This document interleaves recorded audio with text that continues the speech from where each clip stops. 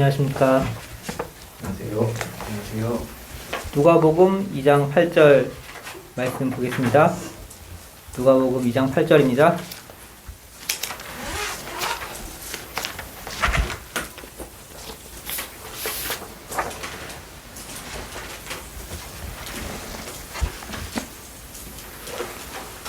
(2장 8절부터) (10절까지) 읽어드리겠습니다. 그 지역의 목자들이 밤에 밖에서 자기 양떼를 지키더니 주의 사자가 곁에 서고 주의 영광이 그들을 비춤에 크게 무서워하는지라. 천사가 이르되 무서워하지 말라. 보라, 내가 온 백성에게 미칠 큰 기쁨의 좋은 소식을 너에게 전하노라. 이렇게 되어 있습니다. 이제 처음에 우리 주님께서 태어나실 때 그 밤에도 이 8절에 보게 되면은 그 지역에 있는 목자들이 늦은 밤에 자기 양떼들을 지키고 있었습니다. 이 양떼들은 다른 사람들의 양떼가 아니라 자기의 양떼를 지키고 있었던 겁니다. 그래서 이와 같이 목자들은 자기 양떼들과 함께 같이 있었고, 그 늦은 시간에도 그 양떼들을 이제 지키고 보호하는 일을 하고 있었는데, 하나님께서는 특별히 이 목자들을 보시고 이제 그들에게 우리 주님의 탄생을 먼저 알리셨던 사실을 우리는 볼 수 있습니다. 그래서 이런 부분들을 보게 될 때 하나님께서 이 목자의 삶을 얼마나 아름답게 보셨는가, 그리고 이 목자의 삶이 참 우리에게 어떤 또 교훈을 줄 수 있는가를 한번 좀 생각해 보려고 양과 목자에 대해서 한번 좀 생각을 해 봤습니다. 먼저 구약에서 나타난 여러 목자들이 있지만 그 중에 3명을 한번 좀 볼까 합니다. 처음에는 그 성경에 나온 첫 번째 목자, 창세기 4장 2절에 나와 있는 아벨에 대해서 좀 보려고 합니다. 창세기 4장 2절입니다.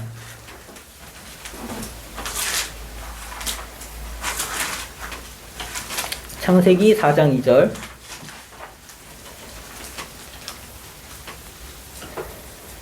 그가 또 가인의 아우 아벨을 낳았는데 아벨은 양치는 자였고 가인은 농사하는 자였더라. 이렇게 되어 있습니다. 가인과 아벨이 있는데 아벨은 양을 치는 사람이었습니다. 성경에 처음으로 나오는 목자입니다. 이 아벨은 양을 치는 자라고 되어 있었는데, 이 시대는 어떠한 시대였냐면 아직 노아의 홍수가 나기 전의 시대였습니다. 그렇기 때문에 사실은 육식을 하지 않고 그 과일을 먹거나 이제 땅에 난 소산으로 이제 그 식물을 삼았었던 시대인데, 이 아벨은 양을 쳤던 것입니다. 이 양을 쳤던 이유는 그 뒤에 보면 나와 있는데 4절에 나와 있습니다. 아벨은 자기도 양의 첫 새끼와 그 기름으로 드렸더니 여호와께서 아벨과 그의 제물은 받으셨으나. 이렇게 되어 있습니다. 아벨이 양을 쳤던 이유는 제사를 드리기 위하였던 것이었던 것 같습니다. 이제 그 3장에 보게 되면은 이제 아담과 하와가 그 에덴 동산에서 쫓겨날 때 하나님께서는 그들에게 가죽옷을 지어서 입히셨습니다. 그리고 그 가죽옷을 지어 입히셨음과 동시에 이제 그 아담과 하와에게 이제 어떻게 하나님 앞에 제사를 드려야 할지를 이제 어느 정도 가르침을 줬었던 것 같습니다. 아벨은 그 가르침에 따라서 양으로 하나님 앞에 제물을 드렸었고, 오로지 제사를 드리기 위해서 목자의 삶을 살았던 것입니다. 이 뒤에 이제 살펴보겠지만 목자의 삶이란 굉장히 고된 삶입니다. 그 양들을 치고, 물론 양들을 이 시대 때는 이제 맹수들이 양들을 공격했는지는 잘 모르겠지만 양들을 보호하고, 그리고 이제 아까 처음에 누가복음에 나와 있었던 것처럼 목자들이 밤에도 그 양을 지켰던 것처럼 굉장히 고되고 힘든 일이었음에도 불구하고 아벨은 하나님 앞에 제사를 드리기 위해서 이 목자의 삶을 선택했던 것입니다. 두 번째 목자를 한번 좀 보겠습니다. 두 번째 목자는 야곱입니다. 창세기 31장 39절입니다. 창세기 31장 39절.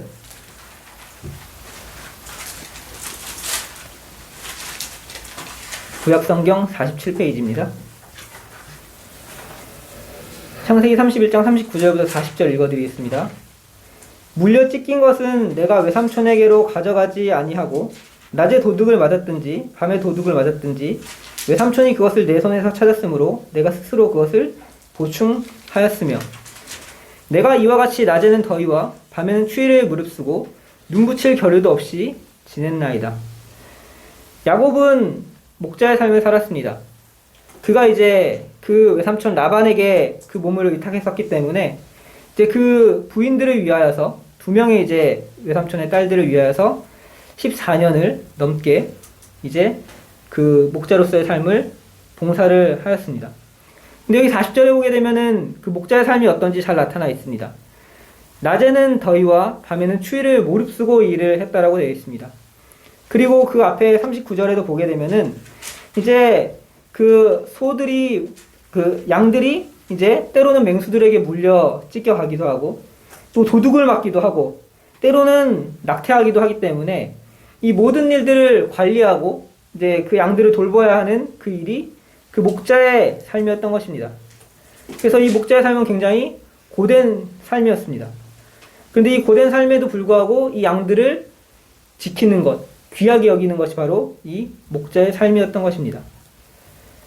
세 번째로 한번 가보도록 하겠습니다. 창세기 46장입니다. 창세기 46장 34절에 보게 되면은 이런 표현이 있습니다. 구약성경 75페이지입니다. 창세기 46장 34절. 당신들은 이르기를 주의 종들은 어렸을 때부터 지금까지 목축하는 자들이온데 우리와 우리 선조가 다 그러하니이다 하소서. 애굽 사람은 다 목축을 가증히 여기나니 당신들이 고센 땅에 살게 되리이다 이렇게 되어 있습니다. 야곱과 그 야곱의 가족들, 요셉을 포함한 가족들은 다 그 목축을 했었습니다. 양치는 목자들이었던 것이죠. 요셉이 애굽으로 팔려갈 때에도 그의 형들은 그 양들을 돌보고 있었고 그 형들을 위하여서 아버지가 보낸 심부름을 하기 위해서 갔다가 요셉은 팔렸던 것입니다.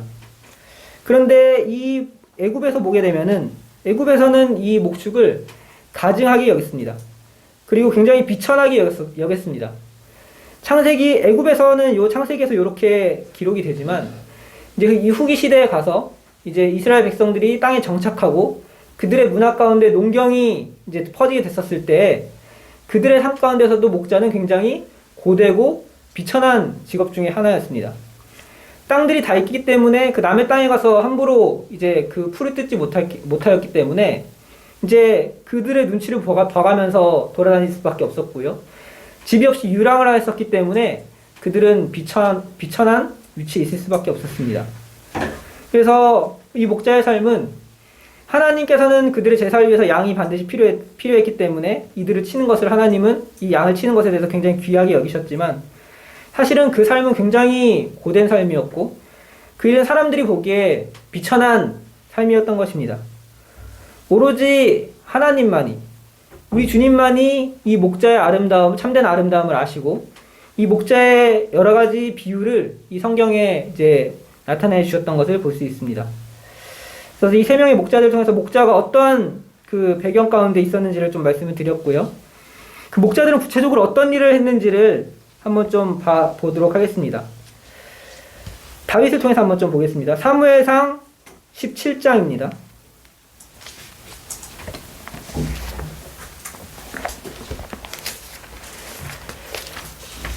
사무엘상 17장 34절입니다. 익히 잘 아시는 내용이시죠? 사무엘상 17장 34절 구약성경 제 성경은 437페이지입니다. 사무엘상 17장 34절부터 35절까지 제가 읽어드리겠습니다.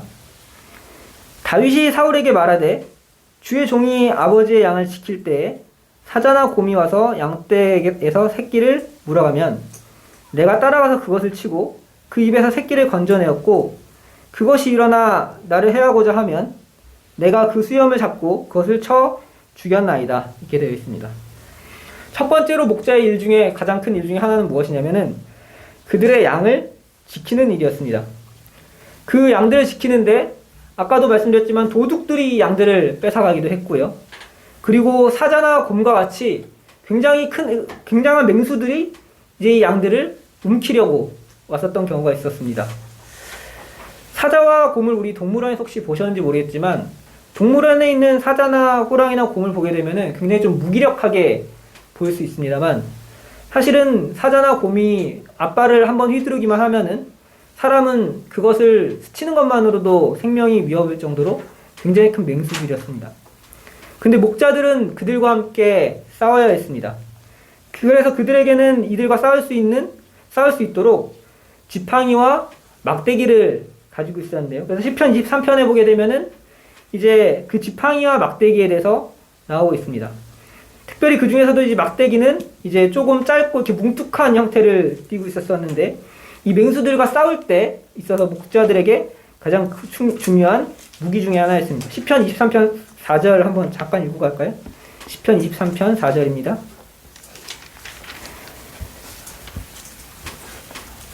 내가 사망의 음침한 골짜기로 다닐지라도 해를 두려워하지 않을 것은 주께서 나와 함께 하심이라. 주의 지팡이와 막대기가 나를 안위하시나이다. 이제 이 시편을 쓴 기자인 다윗은 한 마리의 양이 되었고, 이제 주님, 하나님이 이제 그를 인도해주는 목자가 되는데, 그 주님의 지팡이와 막대기가 있기 때문에 그 고난과 어려움 속에서도 이 양은 안전한 마음을 갖고 평안한 마음을 갖고 그 사망의 음침한 골짜기를 지나갈 수 있었던 것입니다. 이 지팡이는 양들을 안전한 곳으로 옮길 때 이제 사용한다고 합니다. 그들이 때로는 잘못된 길로 인도했을 때 그들을 이렇게 탁탁탁 쳐서 바른 길로 가게 하고요.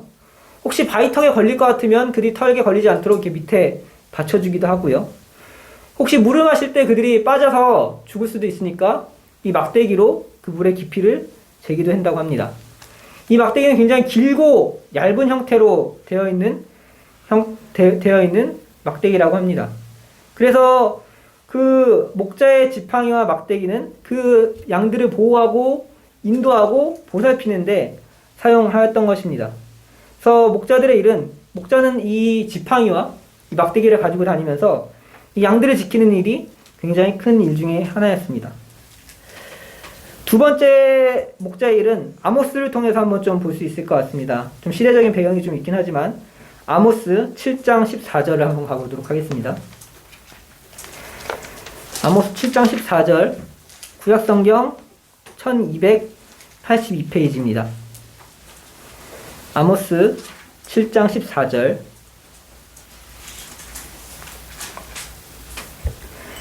아모스가 아마샤에게 대답하여 이르되, 나는 선지자가 아니며 선지자 아들도 아니라 나는 목자여 뽕나무를 재배하는 자로서 이렇게 되어 있습니다.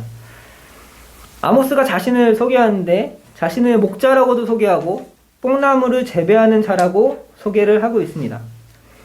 이제 이스라엘이 이제 가나안 땅으로 들어간 이후에 그들도 이제 농경 문화가 정착이 되고, 이제 뽕나무라고 하지만 실질적으로 이제 무화과 나무죠. 돌 무화과 나무인데 무화과는 이스라엘 특산물 중에 하나였습니다.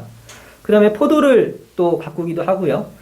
그 다음에 여러 가지 그런 그 식물들을 가꾸는 이제 그런 것들이 정착하게 되었었을 때, 목자들은 아까도 말씀드렸다시피 그 사회 가운데서 굉장히 비천한 계급 취급을 받았습니다.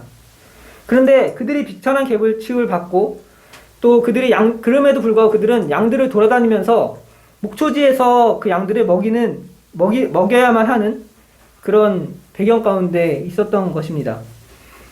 그런데 이게 우기 때는 괜찮은데, 이제 이스라엘의 건기가 다가오게 되면, 이 건기라고 하면 이제 77절 이후에, 이제 77절 이후에 건기가 오게 되면은, 광야에서는 이 양들을 먹일 풀들을 구하기가 너무나 어려워지게 됩니다. 그런데 마침 77절이 되게 되면은, 이제 밀을 수확하고 난 이후의 시점이기 때문에, 밀들의 그 밑동이 이렇게 다 자르고 나서 이게 남은 밑동들이 있습니다. 근데 이 밀의 밑동을 그 양의 목자들은 이것을 먹여서 그 양들을 살려야 되기 때문에, 양들을 이제 그 밑동을 먹이기 위해서 이 밭에 있는 주인과 협상을 하게 됩니다. 그래서 이 양을 밑동을 먹이기 위해서 해야 되는데, 근데 이 양의 주인은 어쨌든 자기가 이것을 자기한테 꼭 필요한 건 아니지만 이걸 공급하기 위해서 조건을 보통 제시하는데 그 조건이 뭐냐면은 돌 무화과 나무에 올라가서 그 무화과에다가 바늘로 이렇게 구멍을 찌르게 되면은 이 돌 무화과 나무가 사실은 굉장히 떫어가지고 못 먹는 나무지만 구멍을 찌르고 거기에 올리브 기름을 바르게 되면은 이 무화과 나무가 떫은 맛이 없어지고 단맛이 생기고 이것을 수확할 수 있게 된다고 합니다. 이거를 이제 돌 무화과 나무를 배양한다고 하는데 여기 아모스에 보게 되면은 뽕나무를 재배한다. 이거를 배양하는 자 일을 아모스도 했었던 것입니다. 그래서 그 밀 주인이 네가 뽕나무 이 돌 무화과 나무에 올라가서 그 일을 해주면은 그 양들에게 이 밀의 밑동을 공급해주겠다. 이렇게 그 거래가 성립이 되는 거죠. 그러면 이 일이 굉장히 고되고 힘들고 번거로운 일이지만 이 양의 목자는 그 양들을 먹여야 되기 때문에 그 밑동을 공급하게 되고 이제 양들은 그 밑동을 먹으면서 주변에 있는 잡초도 먹어주고 그 다음에 변을 거기다 싸게 되면은 이제 그 밀밭의 주인은 다시 그 다음 해에는 다시 좋은 밭으로서 사용할 수 있게 되는 겁니다. 그래서 굉장히 이 목자는 손해임에도 불구하고 그 자신의 수고가 굉장히 번거로움에도 불구하고 이 아모스와 같이 이 일을 감당할 수밖에 없었던 것입니다. 왜냐하면 이 양들을 굶길 수가 없었기 때문이죠. 그래서 이 뽕나무를 배양한다고 했었을 때 이 목자들이 자신의 양을 얼마나 사랑을 하는지 그리고 그 양들을 위해서 얼마나 헌신적으로 일을 했는지를 알 수 있는 것입니다. 아모스는 거기에 충실한 목자였던 것이죠. 그래서 양을 이 우기 때는 양들을 돌아다니면서 광야에서 먹을 것을 찾아 헤매고 이 건기에는 그 양들을 먹이기 위해서 수고를 맞이하는 그 헌신을 하는 그러한 참된 목자가 바로 이 아모스였던 것입니다. 그래서 뽕나무를 배양한 일도 이 목자의 일이었습니다. 그리고 당연히 중요한 일이겠지만 양들을 먹이게 되는 것이죠. 시편 23편 다시 한번 가볼까요? 시편 23편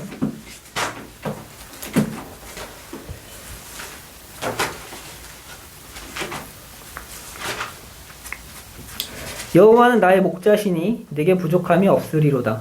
그가 나를 푸른 풀밭에 누이시며 쉴만한 물가로 인도하신도다. 목자의 가장 큰 역할은 양들이 부족함이 없게 하는 것이었겠죠. 그래서 그 양들을 푸른 풀밭으로 인도하고 쉴만한 물가로 인도하는 것입니다. 양들에게는 이것이 가장 최고였죠. 그 목자가 함께 있는 그곳에 풍부한 먹이와 풍부한 물이 있는 곳, 그곳으로 목자는 그들을 인도해 주기를 원하였던 것입니다. 우리 요한복음 21장 한번 볼까요? 요한복음 맨 마지막에 보게 되면은 우리 주님께서 베드로를 회복시키는 장면이 나타납니다. 거기에 이제 우리 주님이 뭐라고 말씀을 하시냐면은 요한의 아들 시몬아, 네가 이 사람들보다 나를 더 사랑하느냐 이렇게 묻습니다. 그러니까 베드로가 이렇게 얘기를 하죠. 내가 주님을 사랑하는 줄 주께서 아시나이다 이렇게 얘기를 할 때 주님이 뭐라고 말씀하시냐면 내 어린 양을 먹이라. 16절에도 보게 되면 내 양을 치라 이렇게 했지만 같은 뜻이는 내 양을 먹이라. 그리고 17절에도 내 양을 먹이라. 이제 우리 주님께서 베드로를 세우실 때 베드로를 다시 회복시키실 때 우리 주님께서 그에게 부여한 역할은 무엇이냐면은 양들을 먹이는 것이었습니다. 예수님을 사랑한다라고 하면은 예수님을 사랑하는 사람이 해야 될 일이 무엇이냐면은 우리 주님의 양, 그 양을 먹이는 것, 그들에게 부족함 없이 많은 것을 공급하는 것이 바로 예수님을 사랑하는 것이라는 것을 우리 주님 말하고 계시는 것입니다. 그래서 목자의 일 중에 가장 중요한 일 중에 하나가 뭐냐면은 그 양들을 먹이는 것이었습니다. 양들을 지키고 또 양들을 위해 헌신하면서 뽕나무를 그 돌무화과 나무를 배양하고 또 양들을 먹이고 이런 것들이 그 목자의 일이었던 것입니다. 그래서 이런 일들은 선한 목자들이 다 감당을 할 수 있었는데 근데 가끔은 사꾼 목자가 있었다고 복음서는 얘기를 하고 있습니다. 요한복음 10장에 보게 되면 사꾼 목자가 나타나게 되죠. 그 사꾼 목자는 어떠한 사람들입니까? 그 사람들은 양을 돌보지만 자신의 돈을 얻기 위해서 그 양들을 직업적으로 다루는 사람들이었죠. 그래서 그 양들이 자기 양이 아닙니다.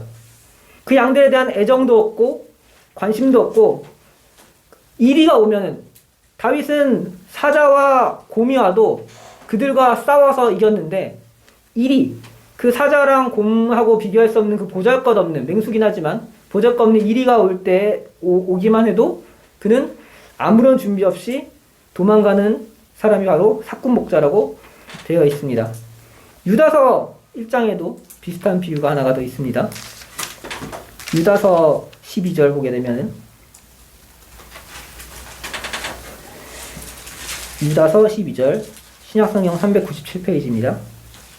12절에 보게 되면은 그들은 기탄 없이 너희와 함께 먹으니 너희의 애찬의 암초요 자기 몸만 기르는 목자요 바람에 불려나가는 물 없는 구름이요 죽고 또 죽어 뿌리까지 뽑힌 열매 없는 가을나무요. 보게 되면 자기 몸만 기르는 목자라고 되어 있는 것입니다. 유다서 12절입니다. 그래서 이 사람들은 돈을 받기 위해서 자신의 안위를 위해서 그 몸을 불리기 위해서 양들을 돌보는 신용을 하지만 실질적으로 위험이 다가왔었을 때는 양들을 버리고 가고요. 그리고 그 양들에게는 관심이 없고 오직 자신의 몸만을 불리는 그러한 사람들이 바로 사꾼 목자입니다. 반대로 요한복음 10장에 나와 있는 선한 목자는 어떠한 사람입니까? 그 선한 목자에 대해서 처음에 소개하게 될 때 말씀하시는 게 뭐냐면 양들을 위해서 목숨을 버린다는 것입니다. 한번 잠깐 볼까요? 요한복음 10장 11절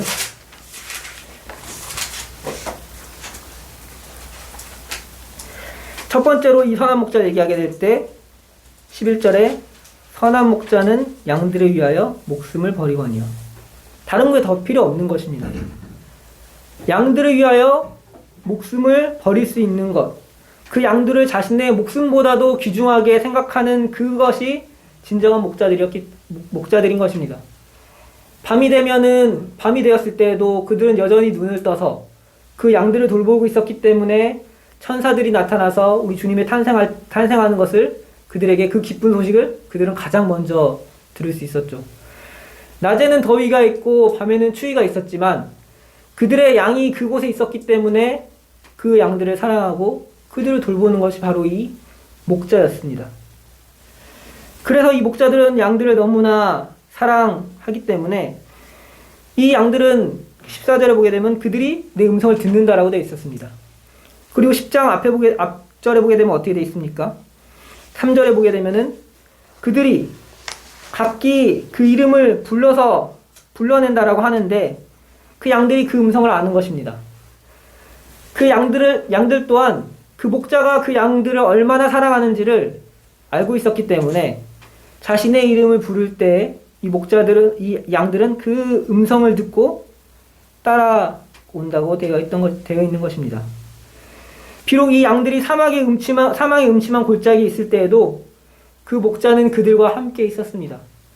그리고 그 목자가 함께 있다라고 하면은 그 양들에게는 더욱 어떠한 두려움도 없었던 것입니다. 목자는 그 양들을 사랑하였습니다. 이것이 바로 우리 주님이 말한 선한 목자고, 왜 하나님이 그 선한 목자들을 아름답게 보셨는가? 그 목자들을 귀하게 여기셨는가? 왜 이 목자들에게 우리 주님의 탄생을 가장 먼저 알리셨는가를 이러한 모습을 통해 아는 것입니다. 하나님이 인생을 사랑했지만 수많은 사람들이 그 사랑한 것을 깨닫지 못하였습니다. 그런데 목자들은 이 사랑하는 모습을 자신의 삶 가운데서 비춰내고 있었던 것입니다. 그들의 양들을 사랑하고 그들의 양들을 목숨처럼 사랑하는 그 모습은 하나님이 보시기에 내가 인생들을 사랑하는 모습과 너무나 닮아 있었던 것입니다. 하나님이 세우기에 합당한 왕의 모습과 너무나 닮아 있었던 것입니다.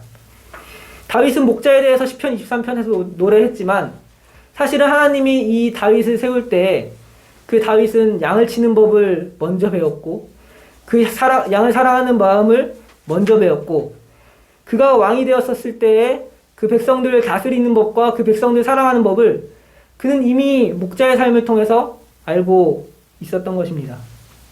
하나님은 이 목자들을 사랑하셨습니다. 이 양들은 왜 목자가 필요할까요? 양들은 매우 순하다고 알려져 있습니다. 매우 순하다고 알려져 있지만 때로는 그들은 호기심이 많아서 그 길을 이탈하게 되는 것입니다. 이사야서 53장 6절 한번 볼까요? 이사야서 53장 6절.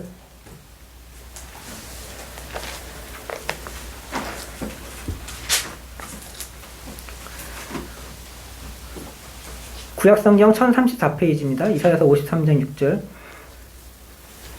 우리는 다 양 같아서 그릇 행하여 각기 제 길로 갔거늘 여호와께서는 우리 모두의 죄악을 그에게 담당시키셨도다. 하나님은 양에 대해서 잘 알고 계셨습니다. 그 양의 특징 중에 하나가 뭐냐면은 각기 제 길로 가고자 하는 호기심이 있다는 것입니다. 근데 그런 속성이 우리 인생들에게도 있다는 것입니다. 각기 제 길로 가고 싶어하는 마음, 내 마음대로 가고 싶어하는 마음. 근데 그들은 마음대로 자기 길을 갔지만 그 간 이후에 그 삶을 그가 책임질 수 없습니다. 양은 자신을 보호할 수 있는 방어수단이 아무것도 없습니다. 그렇기 때문에 그가 홀로 떨어지게 되면은 맹수들이 그를 공격했었을 때 그는 속수무책으로 당하게 되고 그가 길을 잃었었을 때 그는 돌아오지도 못하는 것입니다. 그렇기 때문에 목자들은 그를 올바른 길로 인도해야 되고 혹여 그들이 다른 길로 가지 않을까 막대기로 그들을 바르게 인도하고 그들을 돌아올 수 있도록 하는 그 역할을 했던 것입니다. 그래서 양들은 목자가 없이는 살 수가 없었습니다. 그래서 이런 목자가 없는 양에 대해서 우리 하나님은 많은 비유를 들었었는데요. 민수기 27장 보게 되면은 이런 표현 되게 많이 성경에 나와 있는 것을 볼 수 있습니다. 민수기 27장 17절.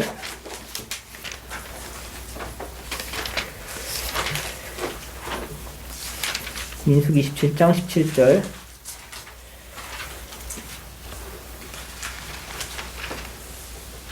이렇게 되어 있습니다.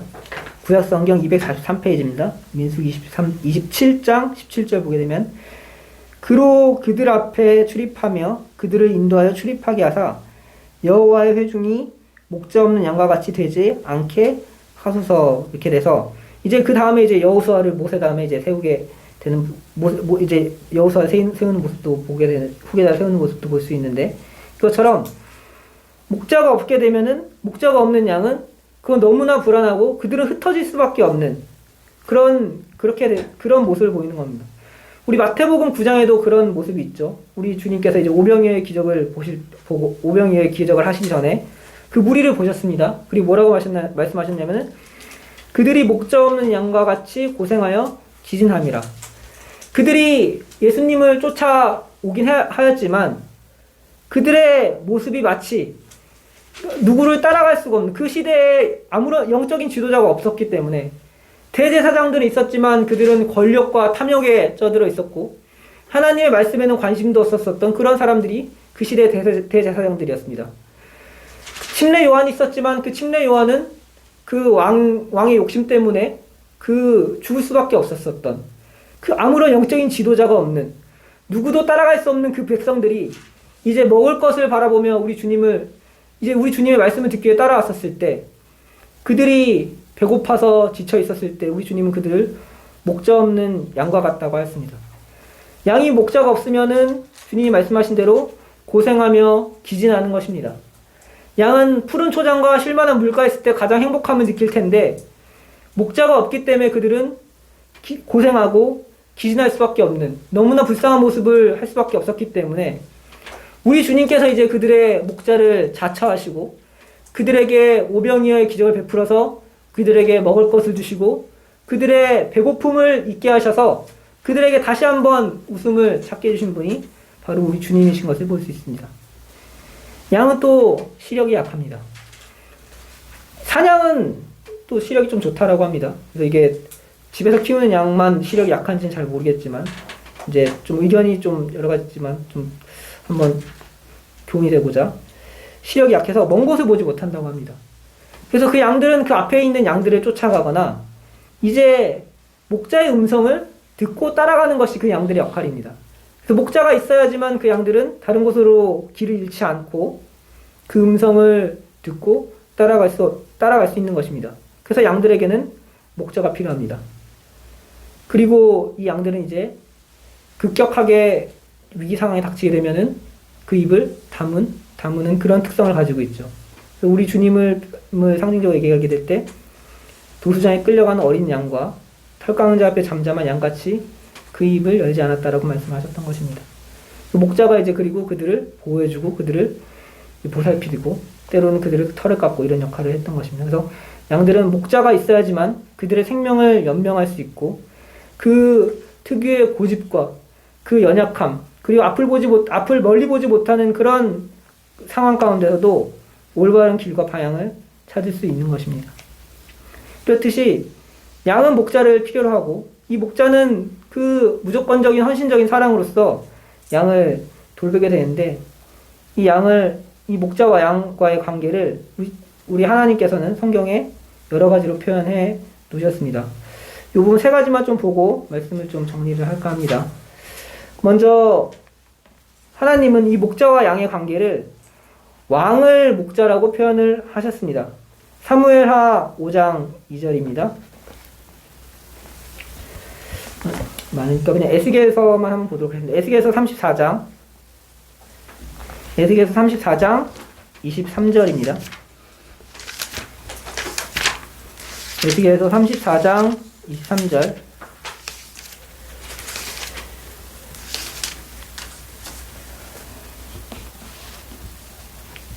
구약성경 1206페이지 에스겔서 34장 23절 24절입니다. 내가 한 목자를 그들 위에 세워 먹이게 하리니 그는 내 종 다윗이라. 그가 그들을 먹이고 그들의 목자가 될지라. 나 여호와는 그들의 하나님이 되고 내 종 다윗은 그들 중에 왕이 되리라 하면서 다윗을 이제 목자로 표현했고 그 왕을 이스라엘의 왕을 하나님이 세우신 그 나라의 왕을 한 목자로서 그들을 인도해 줄 수 있는 이끄는 지도자로서 하나님이 표현했었던 것을 볼 수 있습니다. 그리고 자기 자신은 하나님은 이스라엘의 목자라고 자신이 자신을 표현하시죠. 같은 장 에스겔서 34장 11절입니다. 주 여호와께서 이같이 말씀하셨느니라. 나 곧 내가 내 양을 찾고 찾되. 이스라엘 백성들을 위해서 하신 말씀이죠. 자신은 목자고 이스라엘은 잃어버린 양인데 그 목자이신 우리 하나님께서 그들을 찾고 찾으신다는 것입니다. 그래서 하나님 자신의 목자로 표현할 정도로 이 목자를 하나님께서는 아름답게 보셨던 것이죠. 그리고 마지막으로 세 번째로 할 때 우리 주님을 목자로 표현이 되어 있는 것입니다. 여기는 세 구절만 좀 찾아보도록 하겠습니다. 마태복음 26장입니다. 마태복음 26장 31절. 마태복음 26장 31절입니다. 그때 예수께서 제자들에게 이르시되 오늘 밤에 너희가 다 나를 버리리라. 기록된 바 내가 목자를 치리니 양의 떼가 흩어지리라 하느니라. 구약에 있는 예언의 말씀을 자신에게 이제 그 자신을 가리키는 상징으로서 말씀하시는데 목자를 치면은 양떼가 흩어진다는 것입니다. 여기서 목자는 우리 주님이시죠. 우리 주님이 치게 되면 양떼가 흩어지는데 우리 주님을 따르는 제자들을 이제 양의 떼로 표현을 하신 것입니다. 아까 오병이의 기적 때 보시기 바랍니다. 그때는 그들이 다 목자가 없는 양과 같았다고 하셨습니다. 그들이 뿔뿔이 흩어질 수밖에 없는, 이제 기진에서 쓰러질 수밖에 없는 그런 상황 가운데 있는 양들로 표현하셨다라고 하면은 이제 여기 와서는 우리 주님은 이제 그들의 목자가 되셨습니다. 친히 그들의 목자가 되시고 그 목자는 이제 양들을 위해서 희생할 준비가 이미 되었던 것입니다. 이제 이 목자가 이제 침을 당하게 되면은 양들은 뿔뿔이 흩어지지만 이제 이 목자는 다시 돌아올 것입니다. 그 양들을 모으기 위해서 그 두려움에 떨고 있는 그 양들을 평강 가운데 안돈시키기 위해서 이 목자는 다시 돌아온 것입니다. 이 양들을 위해서. 양들을 사랑하기 때문에 비록 자신은 죽었지만 죽을 만큼의 고통을 받았지만 죽었지만 다시 이 목자는 그 양들을 찾아 부활하시고 그 양들을 향하여 오신 것입니다. 이 목자는 자신의 죽음을 받아들이기까지 이 양들을 사랑하신 것입니다. 그리고 베드로전서 2장 25절입니다. 우리 너무나 잘 아시고 좋아하시는 말씀들인데 베드로전서 2장 25절.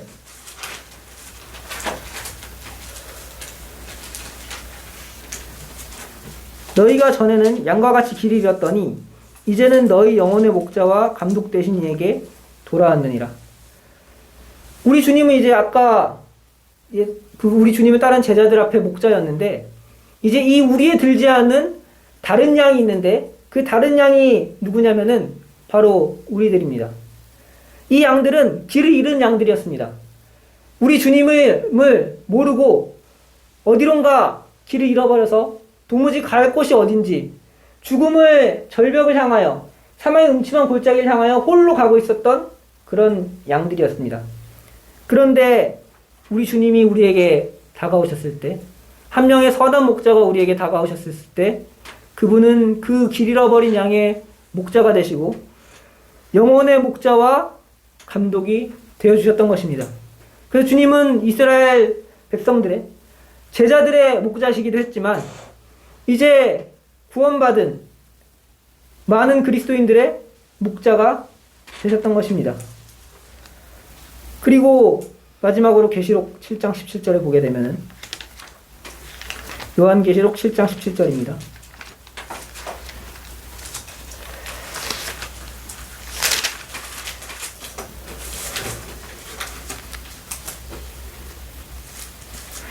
요한복음 7장 17절에 보게 되면, 이는 보좌 가운데에 계신 어린 양이 그들의 목자가 되사 생명수샘으로 인도하시고 하나님께서 그들의 눈에서 모든 눈물을 씻어주실 것입니다.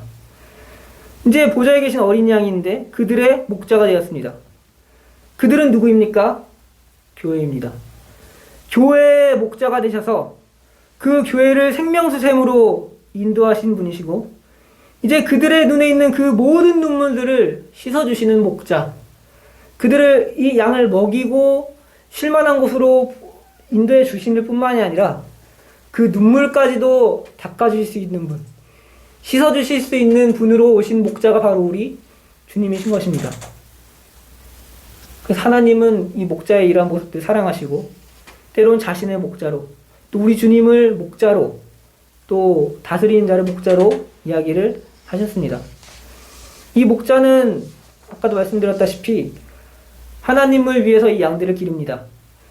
하나님의 제사를 위해서 이 양들이 필요하고, 하나님을 위하여 이 양들을 치지만 이 양들을 너무나 사랑하고, 그 양들을 위해서 어떠한 고난도 무릅쓸 수 있고, 비록 그의 삶이 세상에서 보기엔 가치 없는 것이고 비천한 것일지라도 그들은 그것을 귀히 여기고 그 일에 충성되게 행하고, 때로는 맹수들이 그들을 덮쳐올 때 자신의 목숨까지 내어주면서 싸울 수 있는 것이 바로 이 목자였던 것입니다.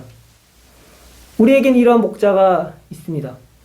우리 주님은 이 기진하고 죽을 수밖에 없는, 때로는 길을 잃은 이 양들을 위해서 자신의 목자로 자처하시기 위해서 이 땅 가운데 오셨습니다. 그리고 누구보다도 자신을 따르는 양들을 사랑하시고 그 이름을 부르시고, 그 이름을 하나하나 부르실 때 이제 그분의 음성을 아는 양들은 그분을 따라갔던 것입니다. 길을 잃었던 양들이 그 목자를 찾고 영혼의 목자와 감독 되신 그분에게 드디어 돌아올 수 있었던 것입니다. 근데 그 목자는 단순히 그 양들을 따라오게만 만드는 것이 아니라 그 양들을 생명수샘으로 인도해 줄 수 있는 목자셨고, 그리고 그 목자는 이제는 그 눈에 있는 모든 눈물을 씻기실 수 있는 그런 목자가 바로 우리 주님이십니다. 하나님은 이 목자들을 사랑하시고 그 목자들을 닮기를, 이 목자들을 귀하게 여기기를 말씀하신 하나님을 생각하게 될 때 우리는 이 목자는 누구인가? 나는 이 목자인가? 나는 양으로서 누구를 쫓아가고 있는가? 이러한 부분들이 우리에게 교훈과 또 평안이 되기를 원합니다.